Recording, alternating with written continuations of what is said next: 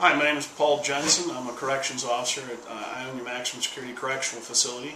It's used to be the Supermax in Ionia, the level 6 prison. It's now one of the last 3 level 5 prisons in the state of Michigan. Our population is about 707 prisoners. I have 11 years working at IMAX now. I started in April of 2000. After I got out of the Marine Corps, I worked in the steel industry out on the shop floor for about 3 years. I got offered the job at the Department of Corrections after I got laid off in the steel industry. And I thought to myself, I think I might be pretty good at this. I think I might be able to make a go at it. And as it turns out, 11 years later, actually I am pretty good at it. I do enjoy it. I like my job because every day it's a different set of challenges. It's a different set of personalities and conflicts to deal with and resolve. And the more stressful things get, actually the better I operate at. So that much I do enjoy. One of the things that does concern me about my job, having been injured on the job actually several times in the past 11 years, is my health care benefits. Originally when I hired in with the state, I hired in knowing full well that I was on what's called the defined contribution plan, which is different from what the old state employees had. The guys who came before me had what was called the defined benefits plan. The difference between the two basically is that the defined benefits plan lays out exactly what they can expect when they retire. The defined contribution plan, as I understand it, means I pay in a certain percentage, the state will match a certain percentage of that, and then when I retire I can expect certain benefits, including money for my 401k and my health care benefits. And actually, to be honest with you, the number one reason that I did accept the job with the state was my health care benefits. I have 3 children. They're 9, 10, and 11 right now. And over the years I've actually been pretty lucky. My children have been very healthy. But as I look at the political landscape out there and I look and see what the governor and the state legislator is doing right now, I'm worried because it seems to me like they're going to try and balance the budget loopholes in the state of Michigan on my back, on my family's back. And that actually concerns me because I understand that these are fiscally tight times. I get that. I understand that everybody has to make sacrifices so that the state of Michigan... The day-to-day stuff, don't get me wrong, it can be difficult at times dealing with diverse personalities, dealing with prisoners who have their own sets of needs, their own sets of concerns, their own agendas often. You get a lot of prisoners who are involved in gang activity, a lot of prisoners who are involved in subversive activity, separatist activities. They don't want to be a part of normal society as we understand it. That's challenging enough as it is. But when they decide that they're going to harm each other or harm one of us, that's when it becomes all too real for me. I've been spit on. I've had fecal matter thrown at me. I've been hit with fecal matter. I've been in fights and broke-up fights where gunshots have been fired from the gun towers down into the fight and still expected not to stop in my tracks. I've been in fights where the combatants have had hepatitis. I've been in fights where the combatants have had every communicable disease that you can think of. AIDS, tuberculosis. I've had urine thrown on me. I've been kicked, I've been bit, I've been punched. I've pretty much had what I consider the full range of correctional experience inside a prison. I've seen prisoners slash each other with everything from makeshift pieces of trash cans to razor blades melted in toothbrushes to one creative individual who figured out if you take those little plastic trash bags, roll them up, melt them down enough times, and keep doing that, that you can make yourself a nice piece of plastic to stab somebody to death with. And one of the things that has been nice about my job is each time that I've gotten hurt, I've had some good medical benefits to help put me back together when it's all over with. In October of 2006, I think it was, I was on the response team. And at the time, I was on the response team, was the first man to enter that cell, and a prisoner covered in hair grease and fecal matter stabbed me in the side with a piece of glass. Lucky for me, the vest that we had, even though it was 15 years overdue for replacement at the time, managed to take the brunt of that, and he only broke 4 of my ribs. I was out of work for about 5.5 months, all said and done, when that was going down.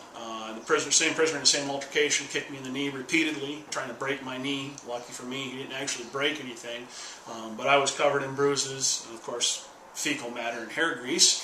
You know, I had to call my wife and let her know that night that, honey, I'm not coming home from work tonight because I have to go to the emergency room in the hospital. And they have to make sure that I'm not seriously injured more than I already am. And lucky for me, there was no internal bleeding. There was no, you know, completely life-ending injuries. But there were some life-altering injuries. I'm members with the convicts. House Bills 4701 and 4702 scare me. Scare me more than getting stabbed. Scare me.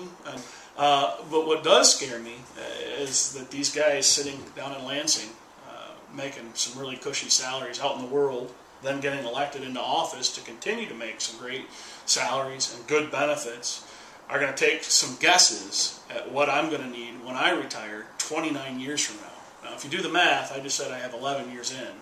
That means I'm planning on doing 40 years before I retire from the Department of Corrections. I'm a realist. I think I'm going to survive, for the most part, my tour as a corrections officer in the state of Michigan. There's always that off chance that somebody will kill me. But I'm not going into work and I'm not stopping doing my job. You know, I'm not going to stop doing my job just because of that. But I am realistic to think that I've been assaulted pretty seriously about once every 6 years now, which means in 29 years I've got between 4 and 5 more serious assaults to survive. As I get older, the odds are stacking up against me. Each time I get hurt, I heal a little bit slower.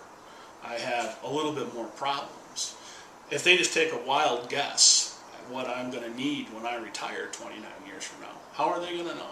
How are they going to know if in 5 years from now, MRSA, which is a fairly common disease inside our prison, is intensely dangerous as well as highly communicable, which means it can be transitioned from one person to the other really easily.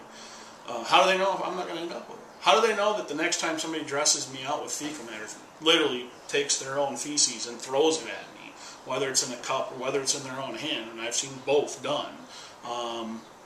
How do they know? How do they know that I'm not going to end up contracting some type of contagious disease? I've been cut before in fights.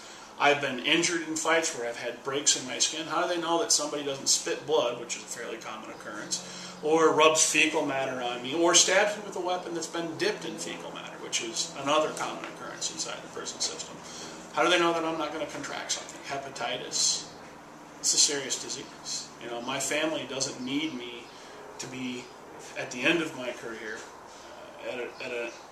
at an age where it's a little bit more difficult to take care of myself on a limited income and then diseased on top of that. That's just, in my opinion, quite wrong. And it scares me. It scares me that these guys are going to be able to do this to me, and they're going to get this lump sum that isn't even comparable to my current benefits.